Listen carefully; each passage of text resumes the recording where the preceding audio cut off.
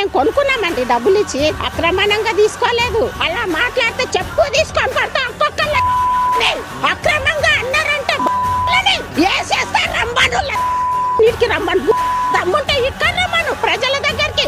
ఏదో సీఎంల సీట్ల కూర్చొని మాట్లాడడం కాదు. మాట్లాడుతారు కదా, మరి మీ పైన కేసులు అయితే ఏం చేస్తాడు? మొత్తం వస్తాం బా నడువు. లక్షల మందిని తీసుకుపోయి ఏం చేస్తాడు? చంపుతాడా? వాడిని చంపడానికన్నా సిద్ధంగా ఉన్నాం, మేము చావడానికన్నా సిద్ధంగా ఉన్నాం. అర్థమైందా? మేము చావడానికి సిద్ధంగా ఉన్నాం, వాడిని చంపడానికి సిద్ధంగా ఉన్నాం. ఎంతమందిని తీసుకుపోతాడు వాడు? ఏడికి తీసుకుపోతాడు? ఏం చేస్తాడు? ఏం కేసులు పెట్టి ఏం చేస్తాడు? చంపుతాడా? చంపేయన అట్లనే రాజ్యం కోసం చచ్చింది. అప్పుడు గాంధీ వీళ్ళందరూ, జవహర్ నెహ్రూ వీళ్ళందరూ రాష్ట్రానికి పోరాడేగా చచ్చింది. మేము కూడా అట్లే పోరాడి చచ్చిన మేము అనుకుంటాం.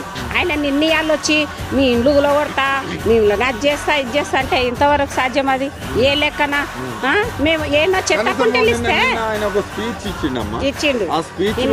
మీ పట్ల ఏమన్నా కనికరం చూపెట్టినట్టుగా కానీ మాకు అస్సలు లేదండి. ఆయన కనికరం కాదు, ఆయన ఒక దుష్టగ్రహాలాగా కనిపిస్తుండు ఆయన మాటలలో. తెలుసా? ఒక గ్రహ పట్టి మమ్మల్ని పీడిస్తున్నట్టుంది ఆయన మాటల. తెలుసా? ఇంకా వేరే మంచితనంగా ఒక ముఖ్యమంత్రి మాట్లాడవలసిన మాటలు కావవి.